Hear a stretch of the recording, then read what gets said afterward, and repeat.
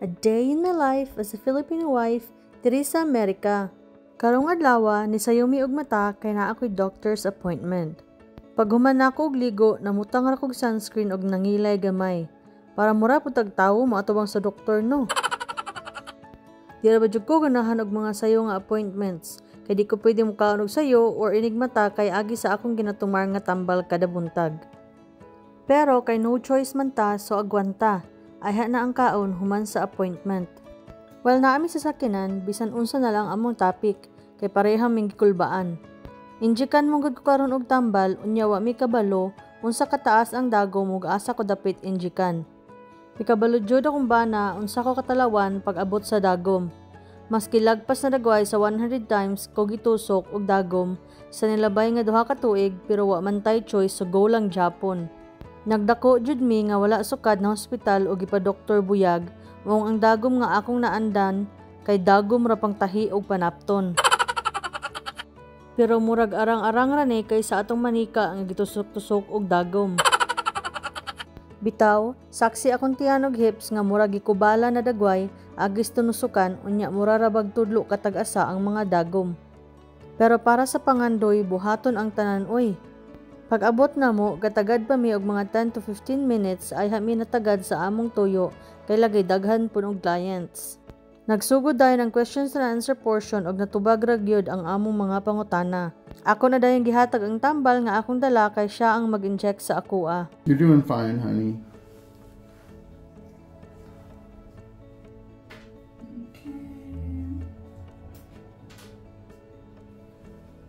Alrighty, ma'am. You ready? 1, 2, 3. You okay?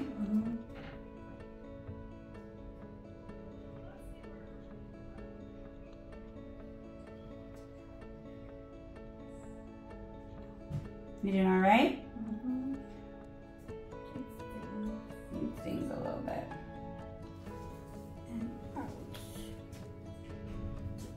No bleeding or nothing.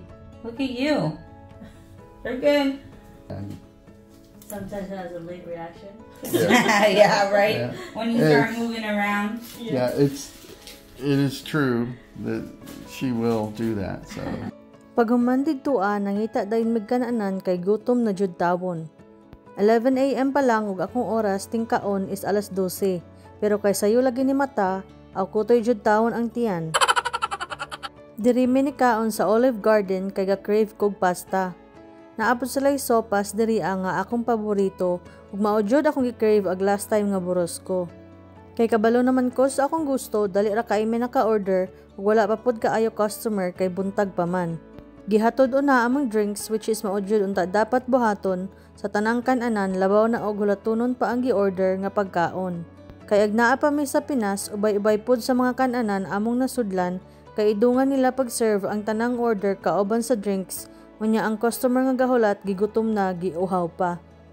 Pero kay mauna jud dagway ilaa, di na lang pud ta mo reklamo dagway. So balik tas pagkaon no. Pajud namo nahurot among gi-order kay anli man ang ilang sopas, unya makabusog na jud siya paraysan pa og pan maong amo na lang gipaputos ug gidala pa uli kay para maoy kaunon sa panihapon. Human man niudto, gipangita namo ang tindahan nga namaligya og office supply para mapalit unta og bond paper, pero kay wala naman ilang branch diri sa area, niadto na lang mi sa Lowe's para mapalit og fertilizer sa sagbot. Luckily, naa pa jud sila stock maong nakapalit mi isa ka sako ug giapilan pod nako og mga bamboo stick para sa akong gipalit nga mga tawo-tawo gahapon. Go Santa. Where's a bag of gifts? That's a bag of weed and feed. It's a gift for the yard.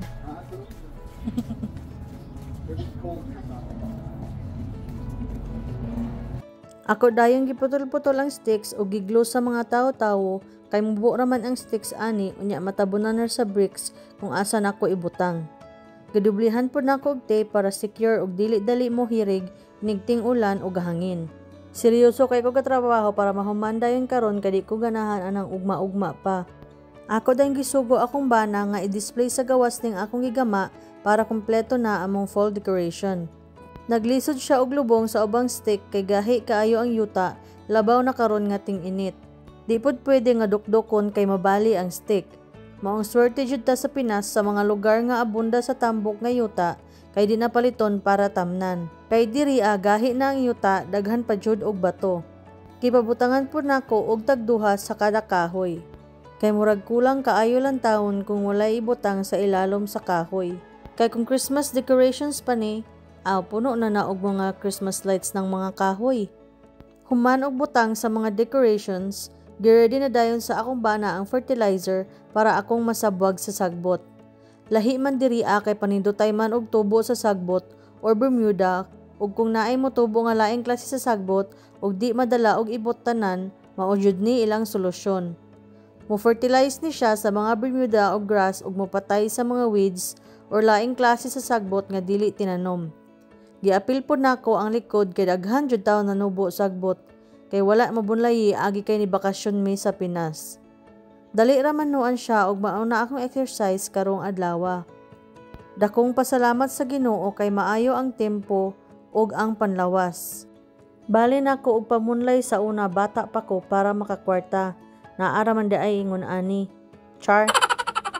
Pero nindot unta no nga akong trabaho diri mamunlay na lang ko sa mga balay-balay. Pero kay gahi lagi ang yuta, lisod kaayo bunlayan, naglisod na gani kuan imong nataran sa laing balay pa ba. Pero dakong pasalamat sa Ginoo kay naana pod siya gigama nga bag-ong adlaw, ug buhi ta ug maayo ang atong panlawas ug naatay na human na pod nga mga trabahoon. Ingon pa sa Salmo chapter 136 verse 1. O pasalamati ang Ginoo kay maayo siya, ang iyang gugma mulungtad hangtod sa kahangturan.